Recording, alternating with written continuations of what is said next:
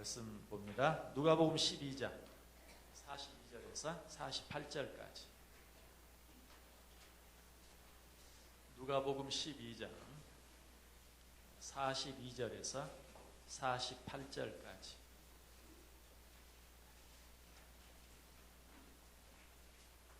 누가복음 12장 42절에서 48절까지. 한 절씩 교독합니다. 제가 먼저 42절 읽습니다. 주께서 이르시되 지혜 있고 진실한 청지기가 되어 주인에게 그 집 종들을 맡아 때를 따라 양식을 나누어 줄 자가 누구냐?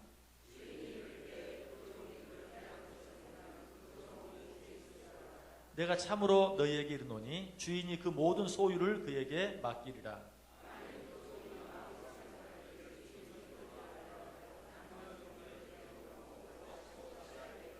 생각하지 않은 날 알지 못하는 시각에 그 종의 주인이 이르러 엄히 때리고 신실하지 아니한 자에 받는 벌에 처하리니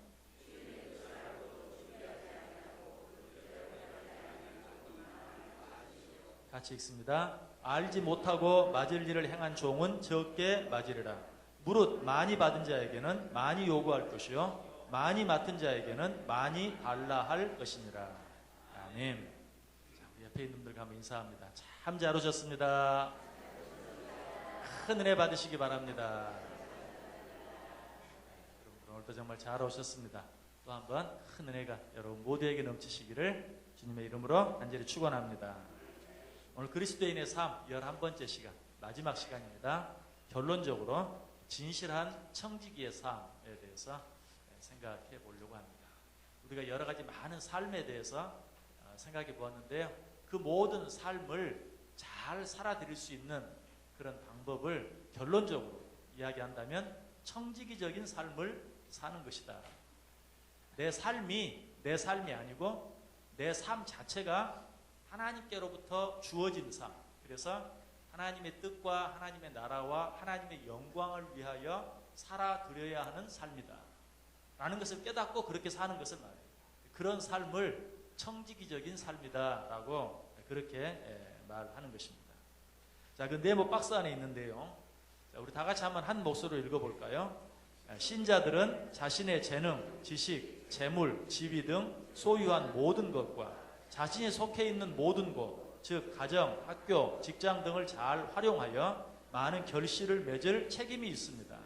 마지막 날 재림하시는 예수님은 각 신자들이 세상에서 남긴 이익을 셈하시며 판단하실 것입니다.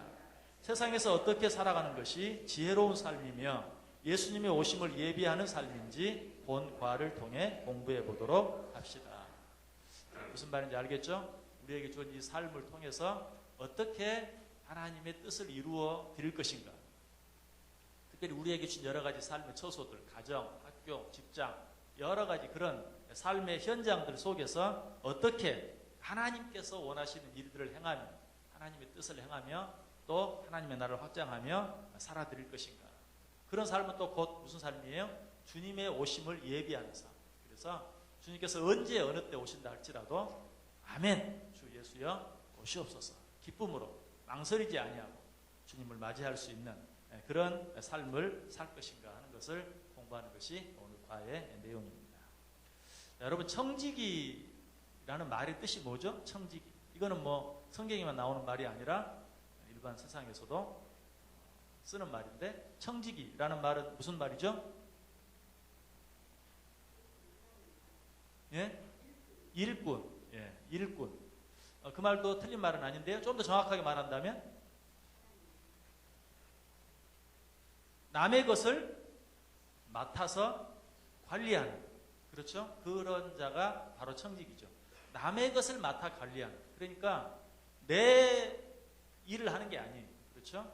남의 일을 맡아서 혹은 뭐 남의 재산을 맡아서 혹은 남의 시간까지라도 남의 것을 가지고 그것을 관리하는, 맡아 관리하는 삶을 사는 사람을 청지기다라고 이야기합니다.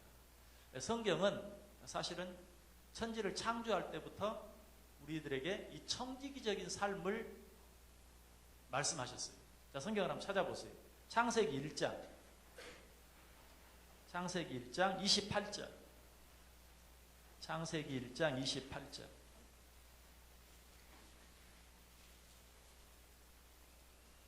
창세기 1장 28절. 자, 우리 같이 한 목소리로 읽어볼까요? 하나님이 그들에게 복을 주시며 하나님이 그들에게 이르시되 생육하고 번성하여 땅에 충만하라. 땅을 정복하라. 바다의 물고기와 하늘의 새와 땅에 움직이는 모든 생물을 다스리라. 자, 여기서 보면 이게 흔히 우리가 이것을 문화명령이다라고 이야기하는데, 이것이 바로 사실은 청지기적인 삶. 하나님께서 이 천지를 창조하시고 이 천지를 우리에게 맡기셨어요. 어떻게? 이것을 정복하라, 이것을 다스리라 라고 하시면서 이 세상 모든 만물을 우리에게 맡기신 것입니다. 바로 여기서부터 청지기적인 삶이 시작돼요. 자, 그 다음 장 창세기 2장 한번 보세요. 창세기 2장 15절. 창세기 2장 15절 같이 읽습니다. 여호와 하나님이 그 사람을 이끌어 에덴 동산에 두어 그것을 경작하며 지키게 하시고, 에덴 동산을 또 하나님께서 우리에게 맡기셨어요. 그리고 어떻게 하라고 말합니까? 그것을 경작하며 지키게 하시고.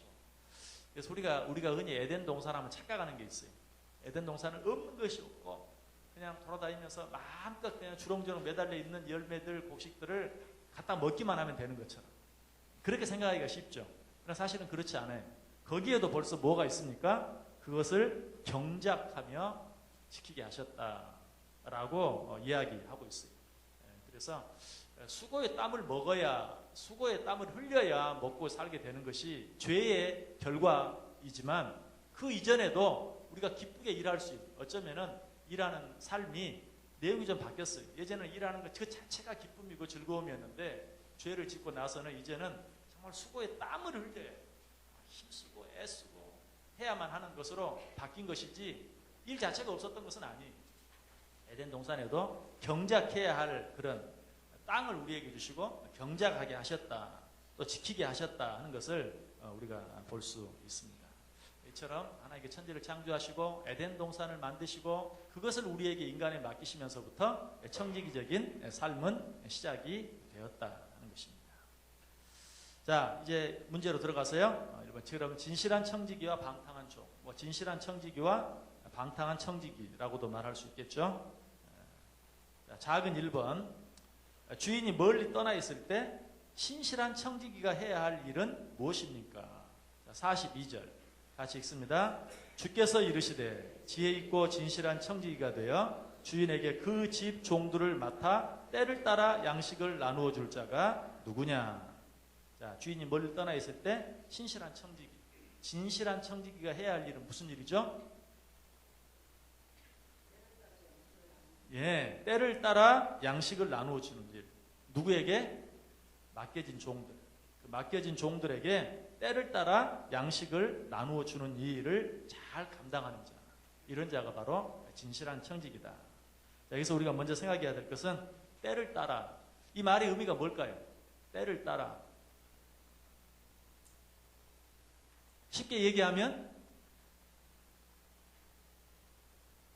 아침, 점심, 저녁, 밥때가 되면 밥을 잘 먹이는, 그렇죠? 그런 의미가 있어요. 기본적으로는 때를 따라. 그러나 여기서는 꼭 그런 의미만은 물론 아니죠. 필요한 때에 필요한 것을 잘 공급해주는 종, 이런 종이 바로 신실한 청지기. 자, 이제 뒤에 나오는데, 우리 그리스도인들은 청지기들인데요, 예수 믿는 사람들은 다 하나님의 청지기들이에요. 그런데 그 청지기들에게 지금 뭘 요구해요? 때를 따라 양식을 나눠줘라. 자, 때를 따라라는 말의 의미는 필요한 때에 필요한 것을 잘 나누어주고 공급해주는. 여기서 우리가 이 신실한 청지기의 모습을 통해서 진실한 그리스도인의 모습을 보게 됩니다. 진실한 그리스도인들은 필요한 때에 필요한 것을 내게 맡겨진 모든 사람들에게 공급할 수 있는 사람이 돼야 돼요. 여러분 옆에 그런 사람이 있다고 생각해 보세요.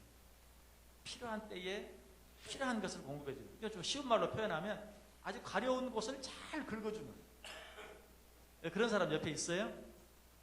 뭐 옆에 있는지 없는지 모르지만 가끔 보면 그런 사람들이 있죠. 저 사람은 정말 그 남의 어떤 필요를 잘 알고, 어떻게 알았는지, 내 마음을 어떻게 알았는지, 정말 그 내가 필요한 말을 해주고 내가 필요한 것들을 공급해주고 정말 가려운 곳을 그때그때 잘 긁어주고.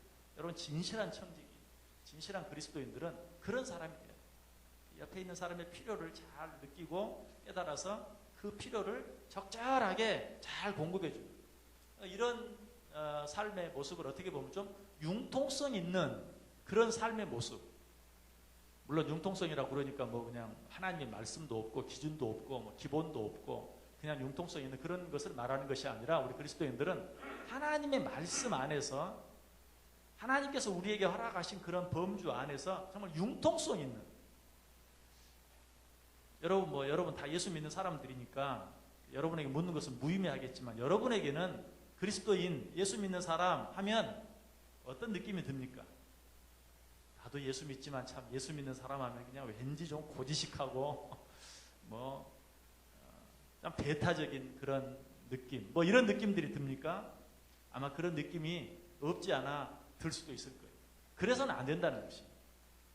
예수 믿는 사람 하면 정말 그런 융통성 없는 꽉 막힌 답답한 너무 고지식한 그런 사람이 아니라 사실은 정말 아름다운 그리스도인, 진실한 청지기라고 하면 모든 사람들의 그 가려운 것들을 잘 긁어줄 수 있는 융통성 있는, 때를 따라 필요에 따라 가장 필요하고 가장 적절한 것을 잘 공급해 줄 수 있는, 잘 말해 줄 수 있는, 잘 도와줄 수 있는 바로 그런 사람이 신실한 청지기다라고 이야기하고 있습니다. 자, 두 번째 문제, 1번의 두 번째 문제. 주인이 예수 그리스도를 상징한다면 청지기와 맡겨진 종 그리고 양식은 무엇을 상징합니까? 좀 문제가 좀 바뀌었으면 더 좋을 뻔했는데요. 자, 주인, 여기서 주인은 예수 그리스도를 상징한다. 그렇다면 청지기와 맡겨진 종 그리고 양식은 무엇을 상징합니까? 자, 청지기는 누구를 상징합니까? 제가 답을 말씀드렸어요. 청지기는 누구예요?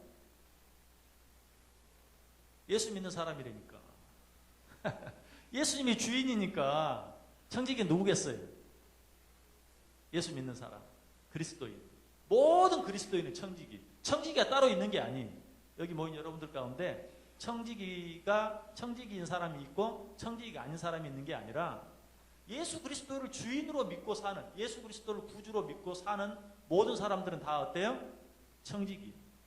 단지 여기에는 청지기인 사람과 청지기가 아닌 사람이 있는 게 아니라 진실한 청지기와 뭐 게으른 청지기, 방탕한 청지기, 성실한 청지기와 불성실한 청지기가 있을 뿐이에요. 청지기는 예수 믿는 사람, 예수님을 주로 믿고 따르는 모든 사람이 다 청지기다. 자, 그렇다면 맡겨진 종은 누굴까요? 자, 그 청지기에게 맡겨진 종. 맡겨진 종들에게 때를 따라 양식을 잘 나눠줘야 된다. 누가? 청지기가. 예? 맡겨진 종이 지도자예요? 예. 아, 그러면 참 좋겠어요. 여러분들이 저를 잘 때를 따라. 틀린 말은 아니에요. 왜? 저도 포함이 돼요. 저도 포함이 되는데 여기서 맡겨진 종들은 여기는 믿는 사람뿐만 아니라 믿지 않는 자까지도 다 포함해서 세상의 모든 사람이 다 우리들에게 맡겨진 종들이에요. 우리가 섬겨야 될 사람들. 우리가 말씀과 또 구제와 봉사와 교육과 이런 모든 것들로 우리는 우리에게 주어진, 우리 곁에 있는 모든 자들을 섬겨야 돼요. 그래서 여기서 맡겨진 종은, 청지기는 예수님을 구주로 믿고 살아가는 자, 예수님을 따르는 모든 자를 말하는데, 여기서 맡겨진 종은 믿는 자를 포함해서 믿지 않는 자들까지도 모든 자들이 다 맡겨진 종들이에요. 그래서 여기서 지금 오늘 우리들에게 말합니다. 나를 믿는 너희들은 때를 따라 너희들에게 맡겨진 이 세상 모든 자들에게 양식을 잘 나누어 주어야 된다라고 말하고 있는 것입니다. 그래서 여기서 맡겨진 자들은 나를 제외한 모든 사람이라고 생각하면 됩니다. 나를 제외한 모든 사람. 좀 이제 좁게 이야기하면 나를 제외한 내 곁에 있는 모든 사람들. 나를 제외한 나에게 붙여준 모든 사람들. 여러분 교회 안에서 만나는 성도들이나 교회 밖에서 만나는 이웃이나 친구나 친척이나 이런 모든 자들이 어때요? 다 맡겨진 종들이에요. 누가 그런 자들에게 때를 따라 양식을 잘 나눠줄까? 그러니까 물론 그 속에는 당연히 저도 포함되죠. 그죠? 포함되어 있고 여러분 모든 사람 다 포함되어 있어요. 자, 그렇다면 여기서 양식은 뭘 상징할까요? 말씀. 말씀만일까요? 여러분은 믿음이 너무 좋아서 그렇게만 생각을 하는데 말씀만일까요? 말씀은 무슨 양식이죠? 영의 양식. 그러면 또 한 가지 양식은 육의 양식. 이 두 가지를 다 포함해요. 여기서 말하는 양식은 영의 양식과 육의 양식. 좀 쉽게 얘기하면 말씀과 빵, 떡과 복음. 이 두 가지. 그래서 하나님께서 우리에게 맡겨준 모든 자들에게 이 두 가지 양식, 영의 양식과 육의 양식을 필요에 따라서 가장 필요한 것으로 필요한 때에 잘 공급해 주는 일, 이것이 바로 신실한 청지기, 선한 청지기가 해야 될 일이다라는 사실입니다. 그래서 우리는 쉽게 얘기하면 전도를 통해서 말씀을 잘 공급해야 돼요. 믿는 사람들끼리는 교육을 통해서, 그렇죠? 또 뭐 예배를 통해서 피차간에 서로 말씀들을 가르치고 배우는 이런 일들, 믿지 않는 자들을 향해서는 전도하는, 선교하는 이런 일을 통해서 영의 양식을 잘 공급할 수 있어요. 그런데 그것만 해서 되는 것은 아니고 육의 양식도 공급할 수 있어요. 그래서 간혹 이제 믿는 사람들 가운데는 영의 양식을 공급하는 일의 중요성을 인정을 하면서도 육의 양식을 공급하는 일들은 덜 중요합니다. 그렇게 생각하는 이유가 뭐죠? 예수님께서 뭐라고 말했어요? 사람이 떡으로만 살 것이 아니요 오직 하나님의 입에서 나오는 말씀으로 살 것이니라. 이렇게 했기 때문에 육의 양식을 소홀히 여기는, 물론 무엇이 더 먼저냐, 무엇이 더 중요하냐, 무엇이 더 우선이냐라고 말한다면 당연히 영의 양식이죠. 지금 당장 이 사람에게 뭔가를 줘야 되는데 한 가지만 줘야 돼요. 그럼 뭘 줘야 됩니까? 당연히 영의 양식을 줘야죠. 그렇지만 우리는 이 예수님이 하신 말씀의 의미를 잘 생각해야 돼요. 사람이 떡으로 살 것이 아니요 하나님의 말씀으로 살 것이다. 그렇게 말했습니까? 갑자기 헷갈리죠. 그렇게 말씀하셨잖아요. 사람이 떡으로, 뭐라고 그랬어요 지금 방금? 사람이 떡으로만 살 것이 아니에요. 그러니까 엄밀하게 말하면 사람은 떡과 하나님의 말씀으로 산다. 육의 양식과 영의 양식으로 산다. 그렇게 말씀하신 것이에요. 떡만 가지고는 안 된다. 떡과 육신의 떡과 더불어서 영의 떡, 영의 만나, 영의 양식, 말씀과 더불어서 살아야 한다. 그래서 우선적인 것은 물론 영의 양식이지만 항상 육의 양식이 따라가고, 그래서 사실 우리가 일상에서 복음을 전할 때 영의 양식을 공급하기 위한 가장 좋은 수단으로 우리는 육의 양식을 공급하는, 그래서 우리가 쉽게 뭐라고 말합니까? 구제 혹은 섬김, 이런 것들을 통해서 영의 양식을 전하는 도구로 삼는 것입니다. 그래서 여기서 양식은 영의 양식과 육의 양식 두 가지. 그래서 혹시 여러분 가운데 전도하는 일은 게을리하면서 그냥 다른 사람들을 물질로 돕는 일은 참 누구보다 잘하는 사람이 있다면 참 좋은 일이긴 한데, 그와 더불어서 영의 양식을 공급하는데 신경을 써야 돼요. 내가 이렇게 그냥 물질로 그 사람을 돕는데 물질로 그 사람을 돕는 것으로 끝나는 것이 아니라 정말 그 일을 통해서 하나님의 말씀, 복음이 증거되어지게 하기 위해서 애를 쓰는 그런 노력이 필요하고요. 또 반대로 전도는 열심히 하는데 그냥 육적인 것을 도와주는 일에는 아주 인색한, 전혀 그런 것은 또 생각지도 않고, 사람은 말씀에는 생명이 있다, 그냥 전한다, 그냥 말씀만 전하고 육의 어떤 필요나 양식을 전혀 돌보지 않고 생각하지 않는 분이 있다면, 다시 한번 하나님, 사람이 떡으로만 살 것이 아니요 하나님의 입에서 나오는 모든 말씀으로 살 것이니라 라는 말씀을 기억하면서 이 두 가지가 밸런스를 잘 이룰 수 있도록 하는 삶, 그것이 바로 신실한 청지기의 삶이다 라는 것입니다. 자, 작은 두 번째 문제, 2번 문제, 우리 문제를 같이 읽어보겠습니다. 주인이 돌아왔을 때 진실한 청지기에는 어떤 상급이 따릅니까? 자, 누가복음 12장 43절 44절 시작. 주인이 이를 때에 그 종이 그렇게 하는 것을 보면 그 종은 복이 있으리로다. 내가 참으로 너희에게 이르노니 주인이 그 모든 소유를 그에게 맡기리라. 아멘. 자, 주인이 갑자기 돌아왔어요. 그런데 진실한 청지기가 맡겨진 일을 잘했어요. 성경 말씀을 빌려서 이야기하면 맡겨진 모든 종들에게 때를 따라 양식을 잘 나누어 주었어요. 자, 이런 종에게 어떤 상급을 주신다? 복이 있으리로다. 그리고 무엇을 다 그에게 맡긴다고요? 그 모든 소유를 그에게 맡긴다. 근데 여러분 생각해 보세요. 이 말씀을 자세히 보면요, 그 소유를 다 그에게 준다고 말했습니까? 맡긴다고 말했어요. 결국 이 말은 무슨 말이에요? 일만 많아지는 거예요. 일만 많아지는 거예요.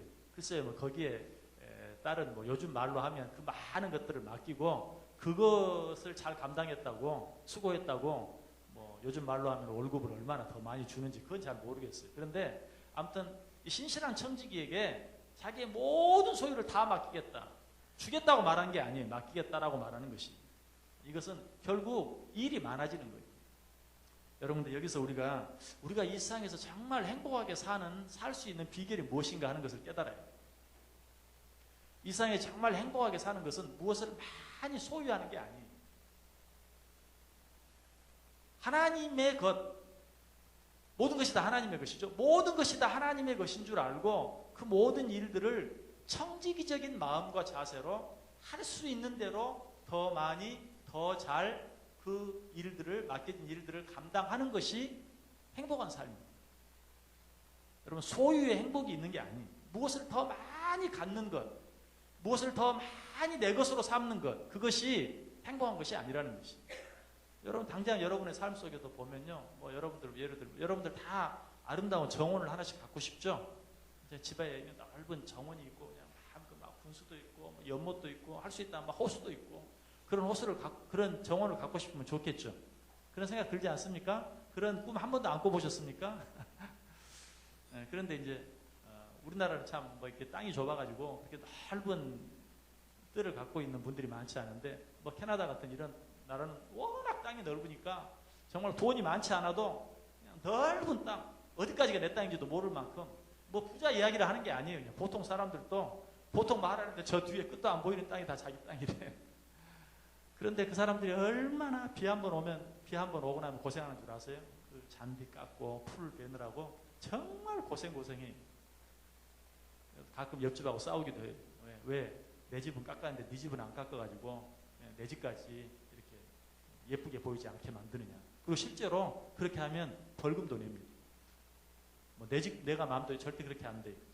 내가 깨끗하지 않게 해서 옆 사람에게 불편을 주면 그것도 벌금을 내야 돼요. 눈도 치우는데 옆집은 치워놨는데 내 집은 안 치우면 그것도 벌금 내야 돼요. 그런 식. 갖고는 싶은데 그것을 정말 내가 소유한다는 데는 얼마나 많은 시간과 노력과 정말 물질이 들어가는지 몰라요. 그런데 바로 옆집이 어때요? 좋은 공원이 하나 있으면 어때요? 그냥 내 공원이라고 생각하고 내 정원이라고 생각하고 살면 되잖아요. 소유하는 것이 진정한 행복이 아니에요. 우리는 이것은 꼭 어떤 뭐 물질뿐만이 아니에요. 모든 것이 그래요. 오늘 하나님께서 일을 잘한 자에게 내가 너에게 맡겼던 것을 이제는 네 것으로 소유권을 이전해 주겠다라고 말하지 않아요. 내 모든 소유를 너에게 더 많이 맡기겠다라고 이야기하고 있어요. 이 말씀 속에는 우리가 일상에서 어떻게 진정으로 행복을 느끼며 살 수 있는가, 그것은 더 많은 것을 가지려고 애쓰는 삶이 아니라 하나님께서 내게 맡기신 일들을 더 많이, 더 잘 감당하는데 진정한 행복이 있다는 사실. 우리 성경을 한번 찾아볼까요? 마태복음 11장 29절 30절 한번 찾아보세요. 마태복음 11장 29절 30절.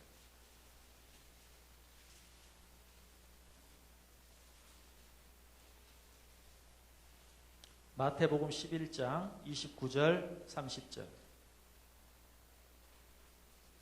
두 절 같이 읽습니다. 나는 마음이 온유하고 겸손하니 나의 멍에를 메고 내게 배우라.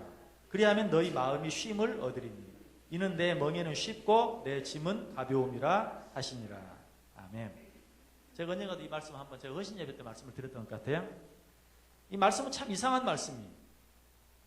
나의 멍에를 메고 내게 배우라. 그리하면 너희 마음이 뭘 얻는다고요? 쉼을 얻는다. 쉼을 얻으려면 어때요? 멍에를 어떻게 해야 돼요? 내려놔야죠. 멍에를 벗어놓고 그리고 쉬어야죠. 멍에를 내려놓으라. 그리하면 너희가 쉼을 얻으리니. 그래야 되는데 전혀 그렇지 않아요. 내 멍에를 메고 내게 배우라. 그리하면 너희 마음이 쉼을 얻으리니. 30절에 뭐라고 말하죠? 이는 내 멍에는 쉽고 내 짐은 가벼움이라 하시니라. 여러분, 이 말씀 앞에 무슨 말씀이 있는 줄 아세요? 네, 28절. 수고하고 무거운 짐진 자들아 다 내게로 오라. 내가 너희를 쉬게 하리라. 자, 그러면 이 정말 여러분 모두가 너무나 잘 아는 이 말씀, 여러분도 아마 많이 인용하고, 하나님 수고하고 무거운 짐들 다 오라고 하셨죠. 내가 주님 앞에 왔습니다. 내게 쉼을 주옵소서. 그런데 거기에 대한 주님의 대답은 뭐예요? 내 멍에를 메라 라는 것이, 내 멍에를 메라. 여러분, 여기 나와 있는 여러분들의 마음이 기쁘고 편안하고 행복할 것 같아요? 지금 집에서 TV 앞에 앉아있는 사람들의 마음이 기쁘고 편안할 것 같아요? 여러분들이 아마 나오기 전에는 그런 유혹을 받을 수도 있었을 거예요. 아, 오늘 갈까 말까. 진짜 오늘 정말 너무 피곤한데, 힘든데, 할 일도 많은데. 그리고 집에 주저앉아 있을 수도 있어요. 여러분 해봤잖아요. 그러니까 어때요? 오늘 안 가길 정말 잘했다. 정말 내가 정말 내 인생의 한 선택 가운데 정말 잘한 선택이다 하면서 막 기쁘고 좋은 적 있습니까?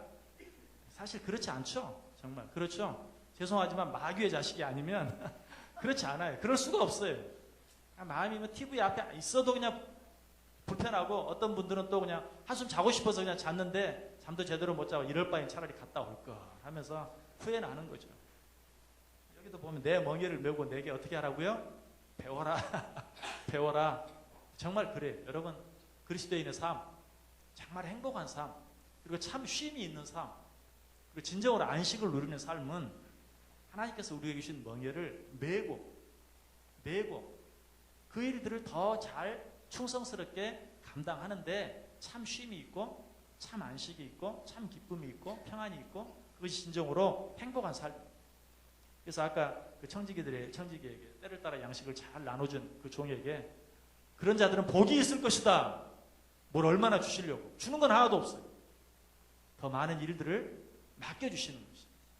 더 많은 일들을 더 열심히 감당하는 것, 그것만이 우리에게 참 기쁨이 되고 참 행복이 되는 것을 우리에게 분명하게 다시 한번 이야기해주고 있습니다. 자, 세 번째 문제 보겠습니다. 세 번째, 진실치 못한 종의 모습은 어떤 것입니까? 진실치 못한 청지기의 모습은 어떤 것입니까? 자, 45절, 누가복음 12장 45절, 시작. 만일 그 종이 마음에 생각하기를 주인이 더디오리라 하여 남녀 종들을 때리며 먹고 마시고 취하게 되면, 자, 여기서 진실치 못한 종의 모습을 어떻게 이야기하고 있어요? 남녀 종들을 때리며 먹고 마시고 취하는 것. 자, 여기 남녀 종들이 누구라고 그랬죠? 우리 주위에 있는 모든 사람.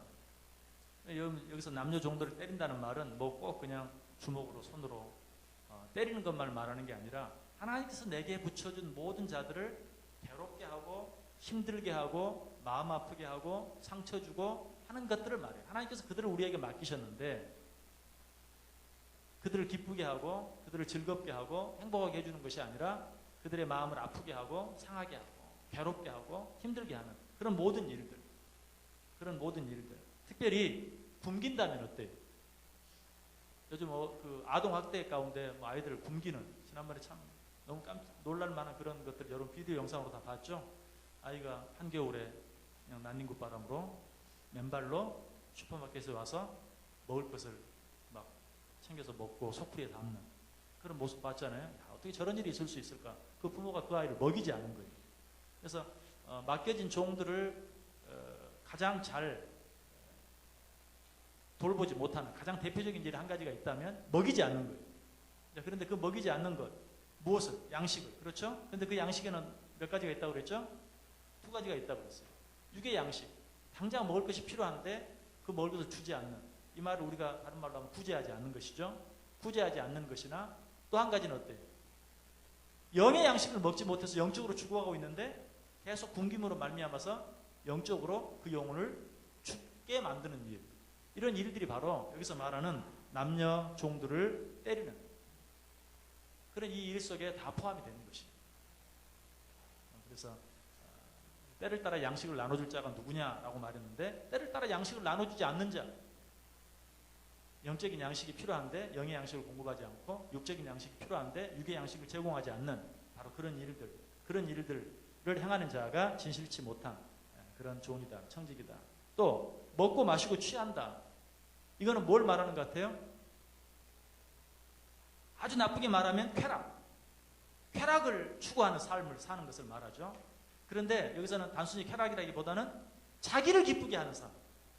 이건 진실치 못한 청지기의 대표적인 모습입니다. 설령 그것이 그렇게 뭐 나쁜 종류의 일이 아니라 할지라도 자기를 기쁘게 하기 위해서 어떤 일을 행하는 모든 것. 여러분들이 아주 성실하게 돈을 번다고 할지라도 여러분의 행복만을 위해서 번다면 그건 진실하지 못한 청지기. 여기서 말하면 정말 선하지 못한 악한 그런 청지기가 되고 마는 거예요. 그래서 여러분들이 도덕적으로 윤리적으로 선하게 살고 남들에게 욕을 먹지 않는다고 해서 마치 내가 진실한 청지기로서의 삶을 잘 살고 있다고 착각하면 안 돼요. 먹고 마시고 취한다. 우리가 흔히 얘기하잖아요. 다 먹고 살자고 하는 일 아니야. 그런데 여러분이 어떤 일을 하든지 단순히 먹고 살기 위해서만 한다면 그 사람은 뭐예요? 악한 청지기. 반드시 여러분이 하는 모든 일들 속에는 누구를 위한 그 일을 나에게 맡긴 주인을 위한 목적과 의식이 항상 있어야 돼요. 이 일을 나에게 맡긴 주인을 위한 그런 마음, 그런 태도가 없으면 우리는 악한 청지기가 된다. 그리고 여러분들 그런 말들을 너무 부담스럽게 생각하지 마세요. 왜? 그런 말들은 결국 내가 어떤 일을 하든 어떤 일을 아무리 잘한다 할지라도 나를 위해서만 하면 거기에는 절대로 기쁨이 없고 평안이 없고 행복이 없다는 거예요. 어떤 일을 하든지 큰 일을 하든 작은 일을 하든지 그 일을 맡긴 주인을 생각하면서 할 때만 거기서 비로소 기쁨이 있고 감사가 있고 평안이 있을 수 있다. 그러므로 결국은 이 일은 어떤 일들을 하나님께서 나를 위해서 해라. 하나님의 나라와 그의 의를 위해서 해라. 이것은 하나님을 위해서 그렇게 부탁하는 게 아니에요. 결국은 누구를 위해서? 우리를 위해서 그렇게 하는 것입니다. 그래서 하나님이 말하잖아요. 그의 나라와 그의 의를 구하라. 청지기적인 삶을 살라는 것이. 그리하면 나머지 모든 것들은 내가 너에게 더해 주겠다. 네가 내 영광을 위해 살아주기만 한다면 나는 너의 모든 필요한 것들을 공급해 주겠다. 라고 하나님께서 분명히 약속해 주고 있습니다. 마치 주인이 그렇게 말하는 것과 똑같죠. 네가 내 회사를 위해서 네가 최선을 다해 주기만 한다면 내가 네 삶은 보장해 주겠다. 사람도 그렇게 말하고 정말 선한 사람이라면 정말 그렇게 해주겠죠. 그런데 하물며 하나님께서 그렇게 하시겠어요? 하지 않겠어요? 하나님께서 그렇게 해주실 것을 약속하고 있어요. 그래서 남녀 종들을 때리며 먹고 마시고 취한다. 이 말씀을 요즘 우리말로 한마디로 이야기한다면 이기적이고 쾌락적인 삶을 위하여 하나님께서 맡기신 일을 등한히 한다면 이런 말이에요. 이기적이고 쾌락적인 삶을 위해서 하나님께서 맡기신 일을 등한히 한다면 이것이 바로 악한 청지기, 진실하지 못한 청지기의 대표적인 모습이다. 나를 즐겁게 하고 나를 기쁘게 하기 위해서만 애를 쓰며 살아가는 삶. 그리고 나를 기쁘게 하고 나를 행복하게 하기 위해서 내게 붙여준 사람들을 등한시하는 삶. 바로 이런 삶이 악한 청지기의 모습이다. 악한 종의 모습이다. 자, 그런데 그 악한 종이 그렇게 살아가는 이유가 무엇 때문인가? 무엇 때문이라고 이야기하죠? 아까 45절에서 만일 그 종이 마음에 생각하기를 주인이 더디 오리라 하여. 주인이 더디 올 것이다. 주인이 곧 와서 내게 맡겨진 일들을 검사할 것이다 라고 생각하면 절대로 그렇게 하지 않았을 것이, 그렇게 하지 못했을 것이. 그러나 결국은 주인이 더디 오리라. 자, 여러분 가운데 하나님 안 믿는 분 계십니까? 하나님 안 믿는 분. 하나님 안 믿고 이 자리에 나올 수 없죠. 하나님을 믿기 때문에 이 자리에 나와 있어요. 그런데 하나님을 믿는다는 말은 뭐예요? 하나님을 두려워한다는 것이에요. 하나님을 믿는 자들은 정말 마지막 때가 분명히 있는 것을 알고 천국과 지옥이 있는 것을 분명히 알아요. 우리의 모든 행한 일들에 대해서 하나님께서 심판하시는 날이 있다는 것을 분명히 아는 것이에요. 한 번 죽는 건 사람에게 정한 것이요 그 후에는 심판이 있으리니 라는 사실을 분명히 믿는 자들이. 그런 자들이 어떻게 함부로 살 수 있겠어요? 그런 자들이 어떻게 이기적이고 쾌락적인 삶을 살 수 있겠어요? 그런 자들이 어떻게 하나님께서 맡겨준 일들을 게을리할 수 있겠어요? 하나님을 믿으면서도 그렇게 사는 유일한 한 가지 이유가 있다면 주인이 더디 오실 것이다. 다시 말하면 지금은 좀 나를 위해 살아도 돼. 나중에 좋은 때가 되면 여러 가지 바쁘고 힘든 일들이 다 지나고 나면 자녀들 어느 정도 크면 결혼하면 등등. 여러분 그러나 그때가 꼭 우리가 생각하는 만큼 그렇게 천천히 내가 계산한 대로 옵니까? 그렇지 않아요. 우리 여러분 다 아시는 우리 직전 노회장이셨던 우리 정광희 목사님 어제 돌아가셔서 오늘 육관 예배 드리고 내일 이제 발인 예배 장례 예배가 노회장으로 있는데 저하고 저하고 같아요. 참 더 목사님 오늘 사진을 보니까 눈물이 왈칵 쏟아지더라고요. 믿어지지가 않아요. 지금도 믿어지지가 않아요. 참 실감이 나지 않아요. 여러분 그게 결국은 우리에게 언제 어느 때 어떤 모습으로 찾아오게 될지 우리는 알 수가 없어요. 그런데 여러분들 다 나름대로 시간을 계산하죠. 제가 장례식 때가 되면 꼭 하는 말이 있어요. 여러분도 아마 장례식 많이 참석하셨으면 많이 드셨을 텐데 남은 시간을 계산하는 남은 시간을 늘 계산하면서 요새는 100세 시대야. 그러니까 적어도 지금 나에게는 몇 년 시간이 남아있다 라고 생각하는 거예요. 바로 그런 삶이 어때요? 미련한 자의 삶, 지혜롭지 못한 자의 삶, 아니 악한 삶. 우리가 왜 하나님을 분명히 믿는데 내가 뭐 100번 생각해봐도 나는 하나님을 믿어요. 그런데 왜 하나님의 뜻대로 살지 못하고 신실한 청지기로의 삶을 살지 못하고 악한 청지기 같은 삶을 사는가? 이유는 한 가지라는 것이 주인이 더디 오리라는 생각. 내가 지금은 좀 잘못하는 거 나도 알아요. 그렇지만 좀 이따가 적당한 때에 잘 돌이키면 된다. 그때 열심히 하면 된다. 지금 하지 못한 것까지 만회하면 된다 하는 그런 생각 때문에 신실한 청지기의 삶을 살지 못하고.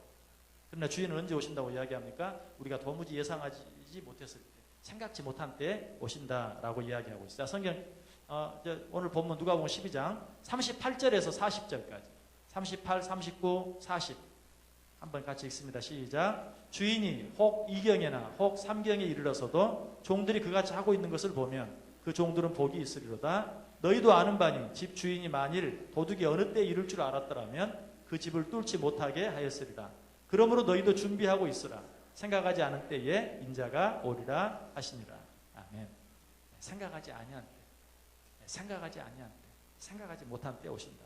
그것을 생각하면서 우리는 우리에게 주어진 일들 최선을 다해서 할 수 있어요. 자, 4번 보겠습니다. 방탕한 종이 받게 되는 대가는 무엇인가? 46절. 방탕한 종이 받게 되는 대가는 무엇인가?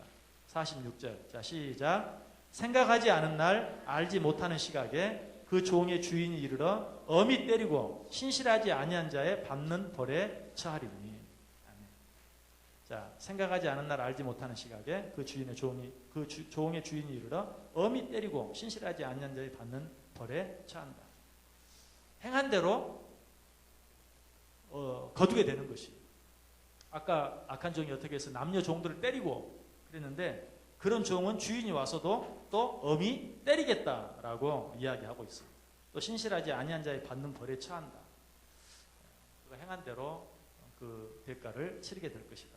우리가 한 가지 착각하는 게 있어요. 우리가 죄를 구하면 하나님께 죄를 용서해 주신다. 그런데 죄를 용서해 주신다는 의미를 그 죄의 대가를 전혀 치르지 않는다. 이렇게만 생각하는 경우가 참 많아요.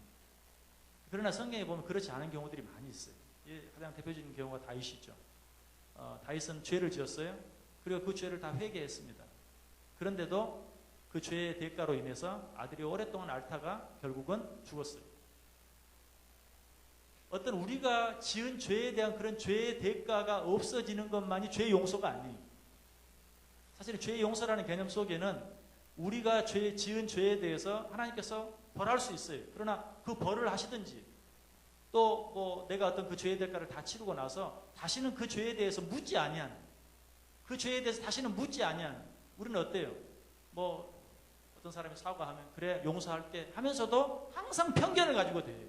근데 하나님이 우리 죄를 용서한다는 것은 우리가 회개한 죄에 대해서 다시는 편견을 갖지 않는 거예요. 그렇지만 그 모든 말씀들이 항상은 아니지만 죄의 대가가 전혀 없는, 내가 죄를 회개하기만 하면 그 죄의 대가를 전혀 치르지 않는 것으로 생각하면 안 돼요. 죄의 대가가 있는 경우가 참 많아요. 하나님께서 우리의 교육을 위해서나 성경에 분명히 징계가 나오잖아요. 하나님께서 그 아들을 징계하시는 것처럼, 사람이 아들을 징계하는 것처럼 하나님께서 당신의 사랑하는 자들을 징계하신다라고 말하고 있죠. 그래서 어떤 그 죄, 근데 그 죄의 대가라고 말하면 잘못이죠. 하나님께서 우리를 바로 세우기 위해서 그 어떤 죄의 결과들을 보게 하시고 느끼게 하시고 깨닫게 하시는 일들이 많이 있어요. 그래서 우리는 그런 일들도 무서워할 수 있어요. 여러분들이 사실 여러분 자녀들을 벌하죠. 자녀들이 잘못했다고 막 비는데도 매를 계속해서 때릴 때가 있어요. 여러분 그것은 사실은 죄의 대가가 아닙니다. 그 아이를 바로 세우기 위한, 그 아이를 때리면서 내 마음은 더 아프지만 이 아이가 분명히 진실로 잘못했다고 다시는 안 그러겠다고 비는데도 계속해서 때려요. 왜? 그럴 필요가 있다고 느끼기 때문에 그렇게 하는 것이죠. 이건 교육이 어떻게 말하는. 그러나 정말 그 대가가 너무나 아프고 고통스러울 때가 있어요. 우리는 그것을 무서워할 필요가 있어요. 그리고 하나님께서 우리가 죄를 용서를 구하면 우리의 죄를 용서한다라는 의미는 우리가 지은 죄로 말미암아서 우리를 구원해서 배제시키지 않는다. 우리를 구원해서 탈락시키지 않는다라는 의미지 매를 절대 때리지 않는다라는 의미는 절대 아닙니다. 그래서 여러분들 항상 이 죄의 대가를 무서워하고 우리가 죄를 짓지 않기 위해서 애를 써야 되는데, 방탕한 종은 어떤가? 남녀 종들을 때렸다고 했는데 그 주인이 그 종도 자기가 한 대로 엄히 때리겠다라고 이야기하고, 신실하지 아니한 자의 받는 머리에 차 법대로 그에게 벌을 내리겠다라고 이야기하고 있습니다. 자, 심판의 기준, 큰 두 번째 문제, 심판의 기준 보겠습니다. 1번, 작은 1번. 예수님이 오심을 예비하지 않은 무리 가운데 어떤 자가 더 큰 심판을 받게 됩니까? 자, 47절 시작. 주인의 뜻을 알고도 준비하지 아니하고 그 뜻대로 행하지 아니한 종은 많이 맞을 것이요. 예수님이 오심을 예비하지 않은 무리 가운데. 자, 여러분 예수님 다시 오실 것을 믿습니까? 우리 가운데 예수님이 다시 오실 것을 믿지 않는 사람은 한 사람도 없는데, 그럼에도 불구하고 그 오심을 준비하지 않은 자는 심판을 받게 된다. 그것을 여기서 뭐라고 말하고 있어요? 알고도 뜻대로 행하지 아니한 자, 주인의 뜻을 알고도 그 뜻대로 행하지 아니한 자는 많이 맞을 것이다. 그래서 알지 못하고 어떤 일을 행하지 않은 것보다 알고도 그 일을 행하지 아니한 자가 더 많이 맞을 것이다 라는 걸 생각하면서, 여러분 분명히 하나님께서 여러분들에게 여러 가지 방법을 통해서 여러분이 지금 해야 할 일들을 가르쳐 주시고 말씀해 주세요. 성령님은 살아계셔서 어떤 방법을 통해서든지, 어때는 이렇게, 어쩔 때는 성경 공부 시간을 통해서, 앞에서 가르치는 목사를 통해서, 설교 시간을 통해서, 설교하는 목사를 통해서, 혹은 뭐 여러분의 목장의 목자를 통해서, 부목자를 통해서, 또 여러분 바로 옆에 있는 어떤 성도를 통해서 여러분이 지금 해야 할 일들을 분명히 하나님께서 여러 가지 모양으로 이야기를 해줘요. 그럼에도 불구하고 그 모든 것들을 거절하면 그 일들에 대해서는 더 많이 맞게 될 것이다. 여러분 그런 것도 일종의 성령을 회방하는 죄예요. 왜? 성령님께서 내게 여러 가지 방법으로 깨달음을 주시거든요. 또 여러분 어떻습니까? 어떤 육신적인 고난이나 고통이나 이런 걸 당하면 어때요? 여러분 전에 생각지 못했던 것들을 깨닫죠. 아, 내가 정말 이 일을 꼭 해야 했는데, 또 하겠다고 약속했는데 하지 못하고 있었구나. 하나님이 결국 그 일에 대해서 내게 이런 방법으로 말씀하시는구나. 여러분 그렇게 깨달을 때가 있어요, 없어요? 분명히 있죠. 그런데도 그냥 그런 일로 또 그 문제가 해결되죠. 그 문제가 지나가면 또 없었던 것처럼 지나가 버리면 바로 그런 일들이 알고도 행치 않는 것이, 그런 모든 일들에 대해서는 더 많이 맞게 될 것이다. 여러분 사실이죠. 자, 자녀가 첫 번째 잘못을 했어요. 그때는 한 대만 때려요. 그러나 똑같은 잘못을 두 번 행하면, 또 하지 않겠다고 했다가 또 하면, 그때는 어때요? 두 대, 세 대 더 많이 맞게 되는 것과 결과는 같아요. 알고도 행치 않는 자가 더 많이 맞게 된다. 그래서 야고보서 3장 1절에서 뭐라고 말합니까? 내 형제들아, 너희는 선생된 우리가 더 큰 심판을 받을 줄 알고 선생이 많이 되지 말라. 이 말은 많이 배우지 말라는 말도 아니고요, 많이 알려고 애쓰지 말라는 말이 아니에요. 사람들 앞에서 아는 것으로 그저 교만하기만 하고, 다른 사람 무시하기만 하고, 다른 사람 위에 서려고만 하지 말고 아는 만큼 행하는 삶을 살라라고 우리에게 말씀하고 있습니다. 자, 2번 문제 보겠습니다. 주님은 어떤 자들에게 많이 요구하십니까? 같은 문제인데요. 48절 시작. 알지 못하고 맞을 일을 행한 종은 적게 맞으리라. 무릇 많이 받은 자에게는 많이 요구할 것이요 많이 맡은 자에게는 많이 달라 할 것이니라. 자, 어떤 자들에게 많이 요구하신다고요? 많이 받은 자, 그리고 많이 맡은 자. 그렇죠? 여러분 이 표현도 유의해서 보세요. 뭐 많이 가진 자, 뭐 많이 번 자, 이런 자들에게 많이 요구한다고 말하지 않죠. 뭐라고 말합니까? 많이 받은 자, 많이 맡은 자. 우리 가운데는 그래요. 많이 가진 자가 있는 게 아니에요. 왜? 내 것은 없는 거니까.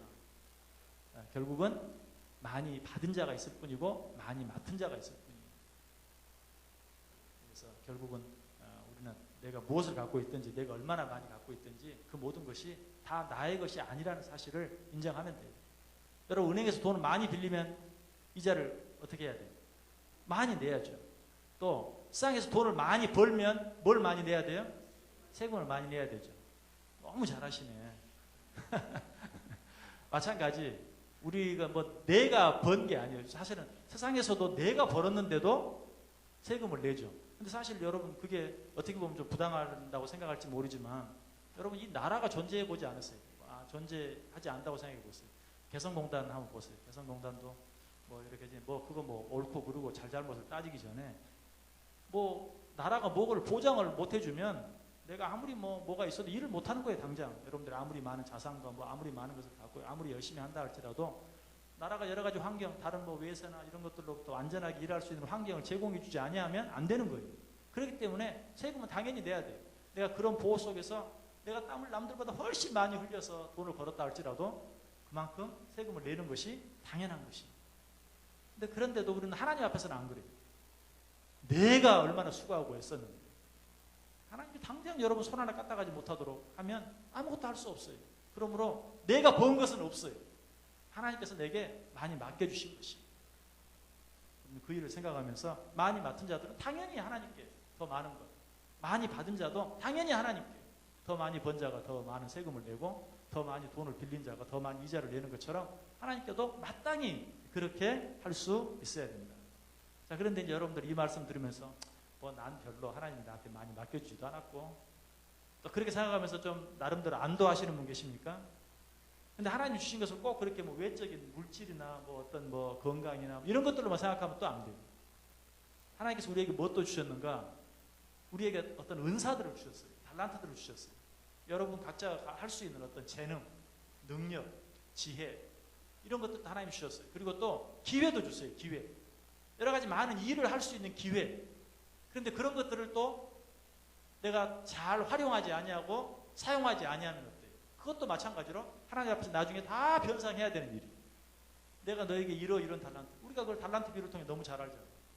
5달란트, 3달란트, 10달란트, 5달란트, 1달란트. 여러분 그 달란트, 5달란트, 3달란트, 1달란트. 마지막 1달란트 맡았던 자는 어때? 수건으로 그냥 쌓아놓았다가 그대로 내려놔서 혼났죠. 차라리 이자라도 받게 하지. 그걸 그대로 쌓아두었는데. 여러분들 지금 나는 뭐 별로 많이 가진 것도 없고 난 별로 책임이 없어. 하나님께서 여러분에게 어떤 달란트를 주셨는지, 하나님 여러분에게 어떤 기회들을 주셨는지, 여러분이 가지고 있는 직분들은 다 하나님 여러분에게 주신 달란트이자 기회입니다. 그것들을 여러분이 잘 사용하지 아니하면 하나님께서 분명히 말해요. 많이 맡은 자에게는 많이 달라 할 것이요, 많이 받은 자에게는 많이 달라 할 것이다. 라고 얘기했는데 갖고도 그것을 그저 그냥 내가 그것을 나 자신을 나타내는데 나 사용하지 하나님의 나라와 영광을 위해서 뜻을 위해서 어떤 일도 하지 못했다면 그 책임도 우리가 반드시 져야 된다. 그리고 갖고 있는 것만 생각하지 마시고 하나님 여러분의 달란트와 기회들도 항상 생각해야 돼요. 자, 3번.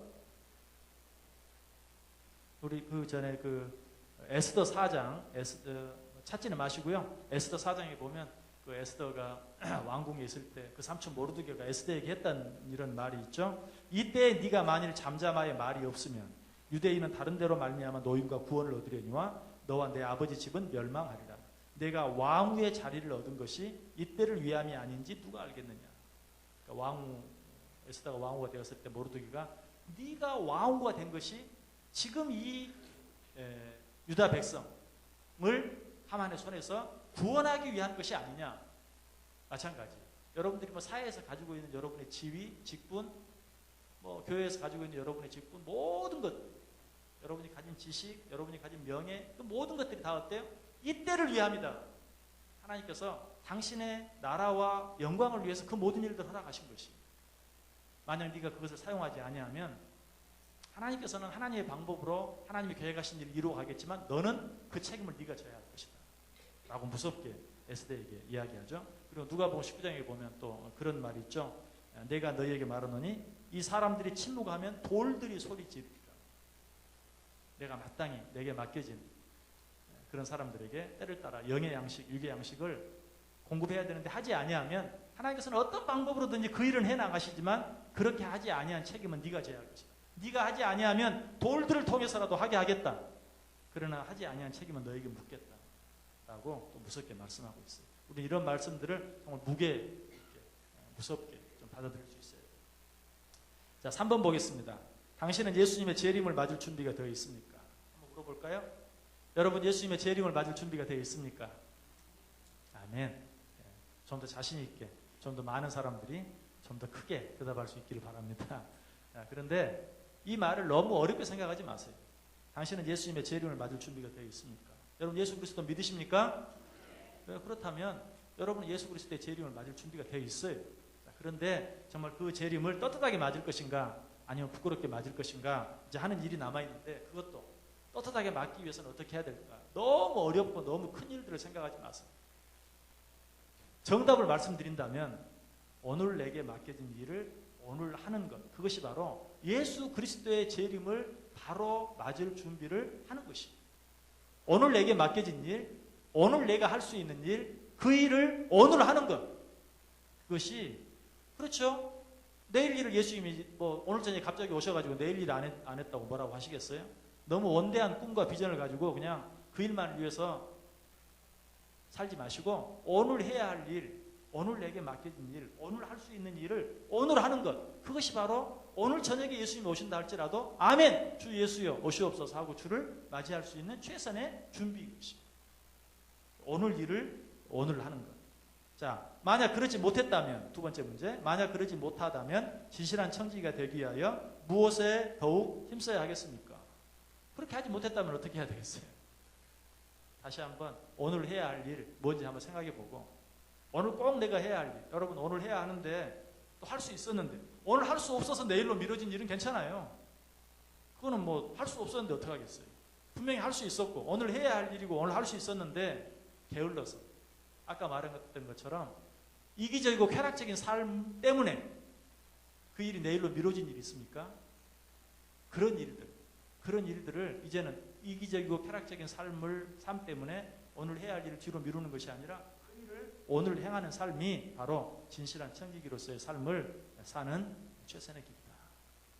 우리가 해야 될 여러 가지 전도, 구제, 봉사, 섬김, 교육 이런 여러 가지 일들, 여러 가지 많은 일들, 또 굳이 그런 타이틀이 없는 아주 사소한 일, 내가 해야 될 그런 일들을 어떤 이기적인 그런 이유, 쾌락적인 어떤 그런 이유로 말미암아 밀쳐진 일이 있다면 그렇게 하지 않는 것, 그것이 예수님의 오심을 준비하는 신실한 청지기로서의 삶을 살 수 있는 비결이다. 그리고 또 내가 할 수 없는 일들, 저 사람은 하는데 나는 하지 못하는 일, 그런 일도 절대 하나님 책임 묻지 않아요. 왜? 아까 말씀드렸죠? 많이 맡은 자에게는 많이 달라 할 것이요 많이 받은 자에게는 많이 달라 할 것이다. 달란트도 하나님께서 우리에게 주신 것이, 그래서 우리는 멋대로 믿음의 분량대로 생각하면 돼요. 로마 12장 3절에 있는 것처럼 내게 주신 은혜로 말미암아 너희 각 사람에게 말하노니 마땅히 생각할 그 이상의 생각을 품지 말고 오직 하나님께서 각 사람에게 나누어 주신 믿음의 분량대로 지혜롭게 생각하라. 비전이라는 말도 참 조심해야 돼요. 요즘은 이 비전 때문에 오늘을 살지 못하는 사람들이 너무 많아요. 너무 큰 비전, 너무 큰 어떤 그런 비전을 가지고 있어서 오늘을 살지 못하는. 저는 요즘 젊은이들, 청년들의 어떤 그런 고충이나 아픔을 다 이해하지 못하는 것은 아닌데, 안타까운 것은 요즘 청년들은 너무 좋은 세상을 살다 보니까 꿈과 비전이 너무 커. 그래서 웬만한 거는 그냥 이 성에 차질 않는 거예요. 그래서 그런 일들을 하려고 하질 않아요. 그리고는 미리 포기해버려요. 3포 세대, 5포 세대, 7포 세대. 제가 이렇게 말하면 청년들은 좀 서운할 수 있어요. 얼마나 힘든데요. 저도 알아요. 얼마큼 힘든가. 그런데 너무 비전 하다 보니까 요즘 그리스도인 청년들도 그렇고 그렇지 않은 청년들도 그렇고 비전이 너무 커. 비전이 너무 크다 보니까 오늘을 살지 못하는 거예요. 일단 그 비전은 비전이라도 오늘 할 일을 해야 되는데 그 일을 하지 않고, 그리고 지금 할 수 있는 일을 하면 되는데 지금 할 수 있는 일을 하지 않아요. 그냥 자기 머릿속에 있는 그 비전, 그건 사실은 좋게 말해서 비전이지 그런 걸 뭐라고 말하냐면 개꿈이라고. 그리고 일장춘몽이라고 그러는데 그 개꿈, 일장춘몽, 비전으로 말미암아서 그냥 그 개꿈 속에 살고 있는 그런 일. 이거는 뭐 비단 청년의 뿐만이 아니죠. 모든 사람들 가운데 그런 일들이 많이 있는데 이런 비전에 속으면 안 돼요. 비전이라는 것은 사실은 비전은요 어떤 큰 계획을 세우는 게 아니에요. 여러분 예전에 다 집에 한두 개씩 가지고 있었던 비전 냄비 아십니까? 그게 뭐가 비전 냄비죠? 속이 들여다 보이는 거예요. 사실은 속이 들여다 보이는 거. 사실은 모든 것을 정확하게 통찰하는 거예요. 모든 걸 정확하게 꿰뚫어 보는 게 비전이에요. 무슨 막 미래의 어떤 소망을 갖는 게 아니에요. 물론 이제 그런 의미에서 그 말이 생겼죠. 어떤 미래를 이렇게 내다보는. 그런데 자기 자신도 꿰뚫어 봐야 돼. 자기 자신, 여기 특별히 자기 자신에게 주신 달란트, 하나님이 내게 주신 은사, 하나님이 내게 맡겨준 일, 이런 것도 정확히 꿰뚫어 보고 그걸 오늘 해야 되거든 사실은. 근데 그냥 엉뚱하게 하늘만 쳐다보고 그냥 비전 해가지고 지금 할 수 있는 일도 하지 않아요. 여러분도 마찬가지.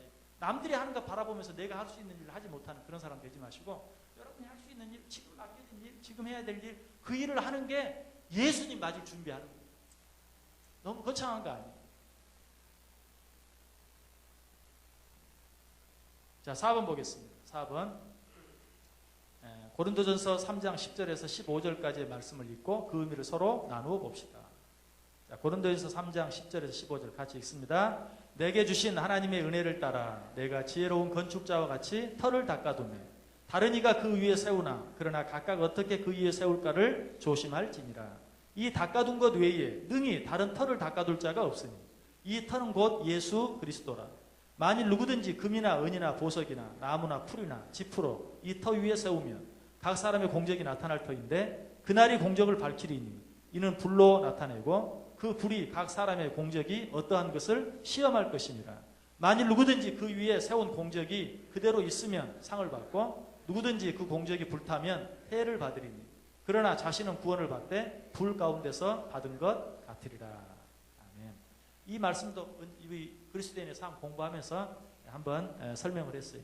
자, 여러분은 예수를 믿는 분들이죠? 구원 받았습니까? 받지 않았습니까? 구원 받았습니다. 자, 그 구원을 빼앗길 수 있나요? 절대 빼앗기지 않습니다. 한번 하나님의 자녀는 영원한 하나님의 자녀입니다. 그런데 그 말씀이 마음대로 살아도 된다는 뜻이라고 그랬습니까? 그건 아니라고 그랬어요. 자, 우리가 이제 일상에서 우리의 행한 일로 말미암아 내 구원을 빼앗기지는 않지만 구원받은 자로서 하나님 앞에 가서 내가 행한 모든 일들에 대해서 심판을 받게 됩니다. 여러분 여기서 심판의 의미는 두 가지가 있어요. 영어로 이야기하면 punishment, 벌을 주는. 그래서 구원에서 탈락하는 그런 punishment라는 그런 심판. 그런 심판이 아니고 여기서 말하는 심판은 judgment. 판사가 어떤 일들에 대해서 이렇게 판단을 하는 것처럼 얼마나 누가 어떤 일들을 맡겨진 일들을 얼마나 더 잘했는가 판단하는 그런 판단, 심판을 말해요. 그런 심판을 우리가 받게 돼요. 이미 구원받은 우리도 바로 구원의 여부를 판단하는 심판이 아니라 그런 심판을 우리가 이미 다 초월했어요. 넘어갔어요. 사망에서 생명으로 옮겼어요. 다시는 정죄를 받지 않아요. 그러나 우리가 이 땅에서 청지기로서의 사명을 얼마나 잘 감당했는가 하는 것을 무엇으로? 불로 심판할 것이다. 이것도 뭐 불심판, 지옥심판을 말하는 것이 아니고 태운다는 것이에요. 태워. 내가 행한 공적을 불로 태워요. 나무나 지푸로 집과 같은. 그러니까 내가 맡긴 일을 잘 못한 거죠. 그러면 그런 것들은 어때요? 타서 다 날아가 버리고 사라져 버리고 남은 것이 아무것도 없어요. 하나님 앞에 내놓을 게 아무것도 없어요. 그러나 금과 은으로 지은 자들은 어때요? 그 공력이 불에 타지 않고 그대로 남아서 행한 대로 상을 받게 될 것이다 라고 이야기하고 있습니다. 그때 제가 그런 말씀 드렸어요. 나는 이게 너무 궁금하다. 저와 여러분은 다 구원받아서 천국에 갈 자들인데 그 천국에 가서 우리가 행한 대로 하나님이 상을 주신다니 도대체 그 상이 어떤 상일까? 정말 궁금해요. 정말 궁금해요. 그래서 어렸을 때 늘 부흥집에서 들었던 말, 개털 모자 쓰고 구석에 앉아있는 사람은 누굴까? 근데 분명한 것은 참 이런 거예요. 저 사람은 진짜 하늘나라 상을 많이 받을 거야 라고 생각했던 사람이 그렇지 못하고 저 사람은 뭐 참 진짜 어디 구석에 진짜 처박혀서 부끄럽게 앉아있을 거야 라고 생각하는 사람이 엄청난 상을 받게 되는 그런 일들이 틀림없이 많이 있을 거예요. 왜 그런가? 우리는 그냥 똑같은 눈으로 이렇게 이렇게 보니까 저 사람은 상을 많이 받을 사람, 저 사람은 상을 적게 받을 사람. 그런데 하나님께서는 많이 맡은 자에게 많이 달라고 할 것이고 많이 받은 자에게는 많이 달라고 할 것이다. 적게 받은 자에게는 적게 달라고 할 것이다. 그렇기 때문에 우리가 생각하는 것과 달리 생각지 않은 사람이 엄청난 상을 받을 사람이 있을 것이고 또 그렇지 못한 사람도 있을 것이다. 그래서 거기에 대해서 너무 고민할 필요 없어요. 오늘 내가 할 수 있는 일, 오늘 내게 맡겨진 일을 최선을 다해서 내일로 미루지 아니하고 감당하면 하나님 앞에서 정말 잘했다. 5달란트 맡은 자나 3달란트 맡은 자 어때요? 분명히 남긴 것은 액수가 다르지만 그러나 글씨 하나 틀리지 않고 똑같은 칭찬과 복을 다 받으면서 생각해 보세요. 왜? 하나님께서 맡겨주신 대로 하나님이 판단하십니다. 여러분들이 가지고 누리고 살아가는 모든 것들뿐만 아니라 여러분의 달란트와 기회들까지도 잘 살피셔서 하나님께 주어진 일들을 선하게 잘 감당해서 정말 하나님 앞에 잘했다라고 칭찬받을 수 있기를 바랍니다. 자, 오늘 혹시 내용 가운데 질문하고 싶은 내용 있습니까? 예. 자, 마지막 공부를 마친 소감이 어떻습니까? 갑자기 좀 이 마지막 때 그냥 좀 무겁습니까? 예. 예. 다 잊어버리시고 오늘 맡은 일, 오늘 할 수 있는 일 내일로 미루지 말고 최선을 다하자. 그러면 사실 앞에 여러 가지 많은 저도 제목이 다 생각 안 나네요. 그 삶들을 다 나도 모르는 사이에 뭐가 뭔지 모르는 사이에 다 이루어드리는 삶을 살게 돼요. 그렇게 살 수 있기를 바라고요. 오늘 점심 때 오후 성경 공부반 종강하면서 식사를 했어요. 저도 초대받아가지고 식사를 했는데 저녁반은 뭐 종강 끝나는데 밥 먹자는 사람도 없고 그래서 저 내년에는 이 하반기 때는 오후반 하려고 그래요. 저녁반 하려고. 네, 여러분 정말 수고 많이 하셨습니다. 우리 하나님께 영광의 박수 올려드리겠습니다. 밑에 있는 내용 안 읽었네요. 한번 같이 읽고 기도하고 마치겠습니다. 천국에서는 큰 상급을 받을 것이라고 생각되던 자들이 오히려 부끄러움을 당하고 반면에 전혀 보잘것없이 보이던 자가 영광 가운데 높이 들리우는 일이 많이 나타날 것입니다. 그렇게 될 줄 믿습니까? 예, 정말 생각지 않게 하나님 앞에서 큰 상을 받고 옆에 사람이 깜짝 놀라게 되는 그런 축복이 여러분 모두에게 있기를 원합니다. 기도하겠습니다. 하나님 감사합니다. 그리스도인의 삶에